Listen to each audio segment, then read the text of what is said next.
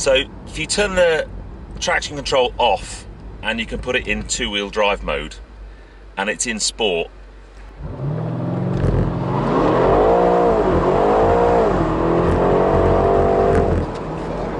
yes!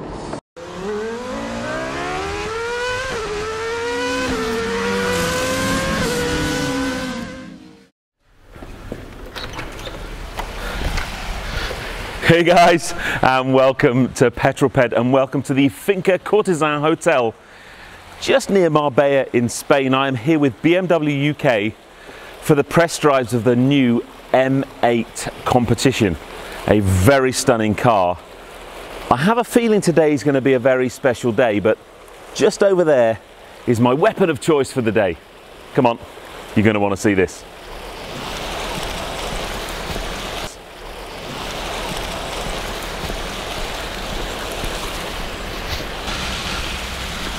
Now, I must say my biggest dilemma on this press drive was whether I went convertible or coupe. For me, I'm in Spain, it's a beautiful sunny day today. I had to go roof down. Now, my question I want to really ask today is, I've already driven the 850 convertible. So this car, significantly more expensive, significantly more powerful, and with this trim, oh, it looks so much better. So I want to ask the question today, is it more of a car? Is it worth that extra money getting the M8 over the normal M850i? I think we need to start this conversation at this front end though. The front of the car, I think, just gives the presence on the road, the sense of theatre that you want from any M car. But it's the detailing, this front valance, this splitter, the carbon fibre everywhere. From the front, it just gives this car a sense of purpose. As you walk around the side and the flanks, it's got the most beautiful forged wheels. And then we'll talk more about the spec as we get going, because this is a very highly spec car we'll be driving today. But this car also has the carbon ceramic brake disc, so the gold calipers signify carbon ceramic brakes. And one of the really interesting features is, I think we're all used to driving cars that have the ability to make the engine feel more sporty or the suspension feel more sporty. What this has, under the M management system where you can set all of those things, you can actually set for a more sporty braking feel, which I think that's the first car I've ever driven with that, and I think it's a really, really nice touch. But yeah, very, very menacing looking car from the front. The back's not so bad either. Come on, come around this side. The theatre continues at the back, that's for sure. I think we'll work from the bottom upwards. The first thing is the quad exit tailpipes. They're bigger, they've got a black satin finish, beautiful looking things. And I think the really sad thing over the recent years is, you know, a lot of the things that manufacturers have had to do to meet emissions regulations and have particulate filters and all that kind of stuff have deadened that exhaust drama. I think the height spot for many manufacturers, maybe 2 or 3 years ago, you had these cars that just had this amazing sound. And I know for some the pops and crackles and things were maybe a bit overkill. But even with those filters, this thing really, really does sound very good. On the inside, it sounds great. But we were out yesterday doing some filming and you could hear this car from miles away. So I'm really excited to take this out with the roof down and get that auditory pleasure that you really want from soft top motoring. And then this little lip spoiler on there. Now, almost sadly, if you look at the lip spoiler, there's like a little kind of downwards indent there. If you see that on the back of the coupe has a carbon fibre roof with like a double bubble on it, and that matches that double bubble almost perfectly. Now, this is the convertible, so you don't have that, you've got a canvas roof. Yeah, back end of the car, very, very cool. And that badge, oh yeah, that badge means a lot. So I think we need to quickly have a look on the inside of the car, because fit and finish in this car is absolutely stunning.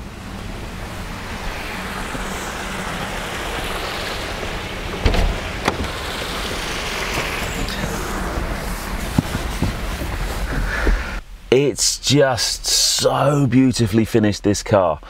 There is leather everywhere. There's Alcantara, there's There's bits of carbon fibre on this centre console. The thing I really love, now one of the things, now I think it's one of those Marmite things, when I drove the 850, the 850 has this Swarovski's crystal gear shifter, and I just really didn't like it at all.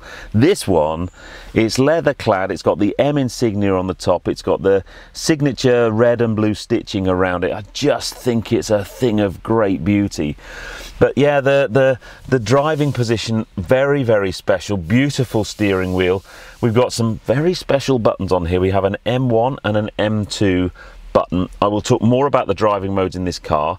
In essence, it's actually quite complex. It allows you to fine-tune the car a great deal in terms of throttle response and noise and braking, and whether it's four-wheel drive or two-wheel drive. You can do all of that through this center console.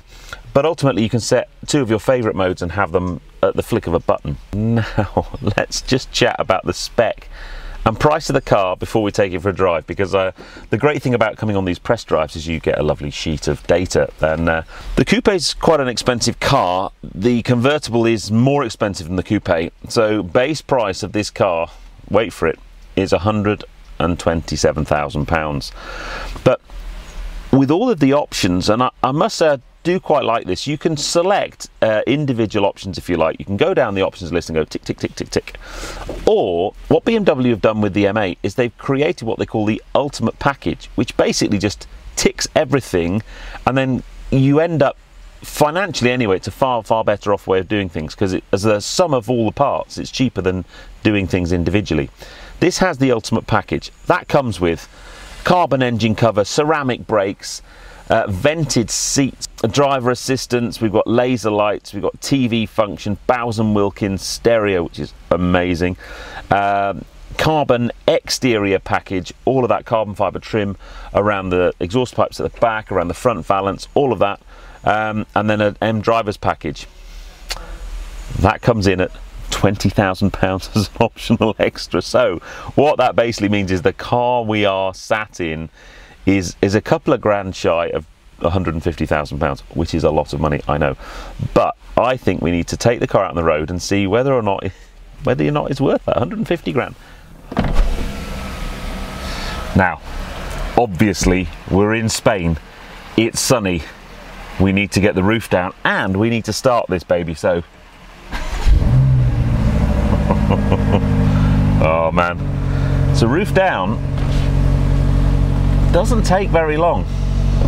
11 seconds apparently.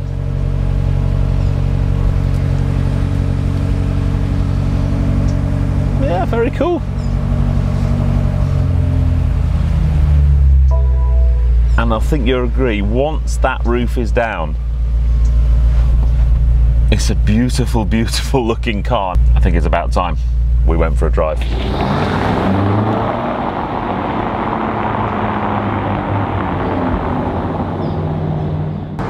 So having driven this car from the hotel along the highway, it's an amazing motorway cruiser. It's got the autonomous level 2 driving, so you can pretty much sit there and do nothing. But that's not what this car's about. This car is about finding a road like this up into the mountains, tight and twisty, because for a car of its size, it really does belie that mass when you tuck it into a corner. It's good fun. So 625 horsepower, 750 Newton meters of torque. In terms of driving setup, you can change the engine from Efficient Sport Plus. I have that on Sport Plus, obviously. Chassis, again, Comfort Sport and Sport Plus. I've got that on the medium setting. The roads out here in Spain are actually pretty good, so the tarmacs are nice quality. You don't really need to have it in comfort, and it is a nice compliant ride. And then steering I've got in sport, and it just sharpens things up quite nicely, although it does have a nice kind of heavy weight to the steering, and the steering wheel's got a really nice thick feel to it as well, which I like a lot. And then you can also change the braking from comfort to sport. As I said in my walk round, it's the first time I've ever driven a car where you've actually got the ability to make the braking more aggressive. And then finally, and I know when it was brought out in the M5 competition, there was some of the kind of major M car fans were saying, look, because the M5 competition had a four-wheel drive option. So you've got four-wheel drive in the car, and for me, for everyday driving, that really does give this car the ability to be exploited in lots and lots of conditions.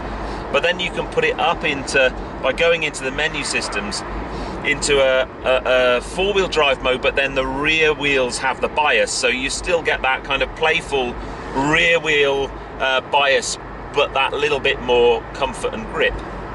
Or you can just stick it all through the rear wheels, and I think we need to have a go at that.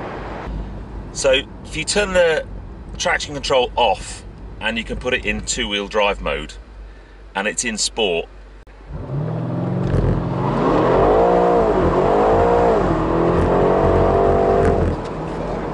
Yes! This car quite happily lights the rears.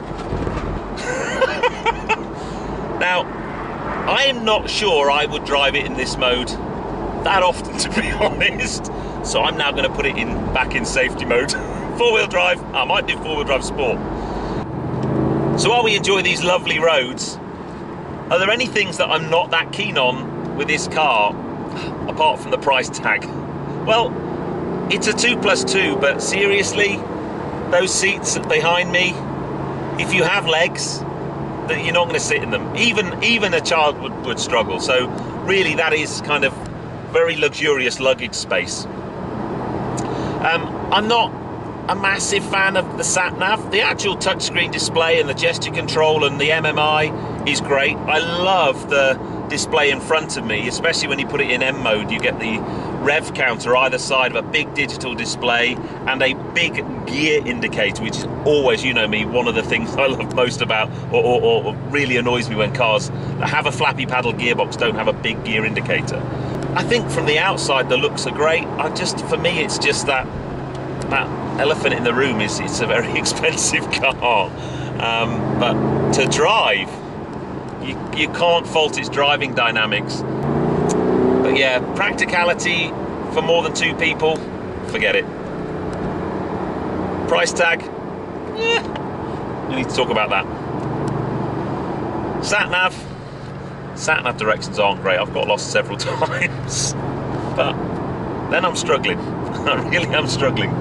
Often in a coupe, everything's sound deadened, but as soon as you take the roof off, for me, you get into the environment. You can smell what you're driving through. You can hear everything. You can hear the birds singing. You can hear turbo spooling up, and that for me is the connected experience of driving a convertible car. So I've always loved them, and I know that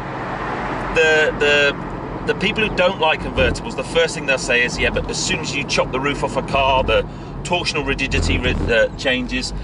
In terms of what it does to this car, it is a little bit heavy. I think it was 125 kilos heavier than the coupe, which I don't think's a massive weight penalty, and certainly in terms of off-the-line performance, it makes a few tenths of a second difference to 62, but not a huge amount.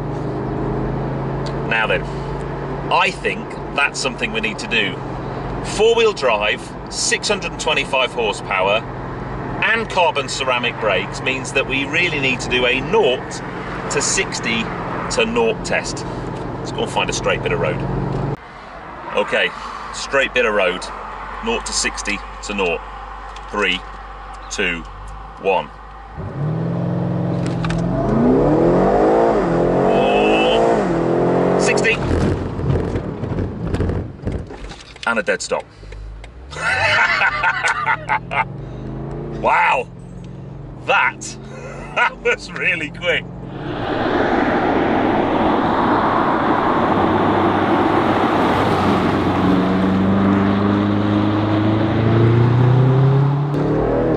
Here we are in the mountains, finally on the roads that we've been really wanting to explore.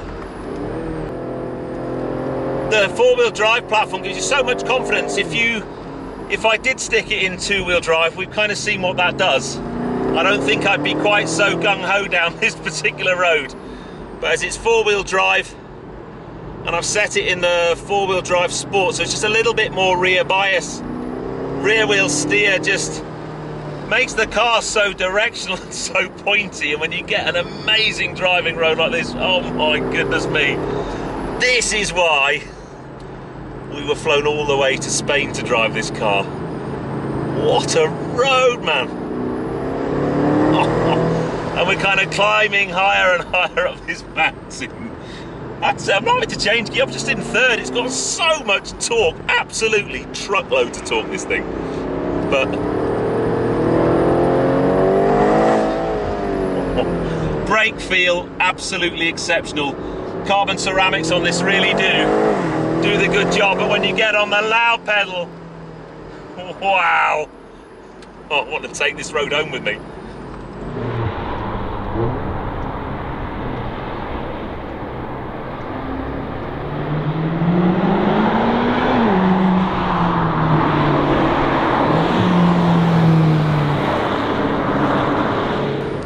So yes, it's a big GT cruiser. Yes, it will munch continents. But oh, look at the road, man. But the side to side transfer of weight through there, really competent. And oh man alive, this car, this road. Wow.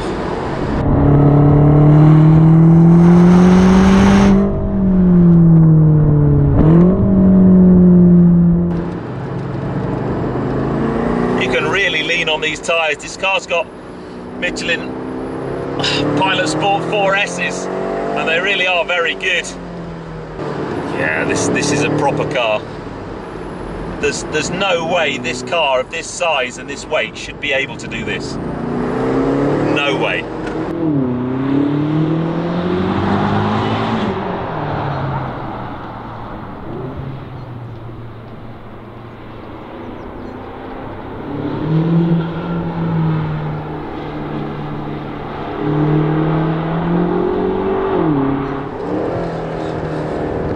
So, what are my final impressions of the rather epic M8 competition? Well, to be honest, when you're on roads like this, it's very hard not to be impressed. Its driving dynamics are really next level. Steering feels beautiful, the brakes are absolutely stellar. The rear steering and four-wheel drive system just give you so much confidence on the tight and twisties, and believe me, we've had some tight and twisties. So yeah, very impressive car. It's leaps and bounds above the M850, and I like that car. The big challenge for me is it is a very expensive car, £148,000 for this convertible model, and I know it's got the £20,000 almost like a convenience pack where it just ticks every box for you. That's still a lot of money for a car, but it gives you a lot. It's like a split personality car. Roof up on the motorway, you could absolutely munch miles. You could blast across continents in this thing. And then when you get to the mountains above Monaco or the mountains here in Spain, wow. It's epic. I mean, it really, really is epic. It gives you huge amounts of confidence. And if you wanted to drift like Chris Harris on a track, well, that's easy. Turn the traction control off, stick it in two-wheel drive mode. We've seen what that does. And just make sure you've got a direct debit account with Michelin or a decent tyre provider. Because believe me, you're gonna need it. But I have to say a huge thank you to BMW UK for inviting me and us out to this stunning location. But yes, anyway, I hope you've enjoyed that one as much as I have. If you have done so, please give me a thumbs up. Comments below are always welcome, and if you haven't done so already, please subscribe to Petrol. Plenty more content to come.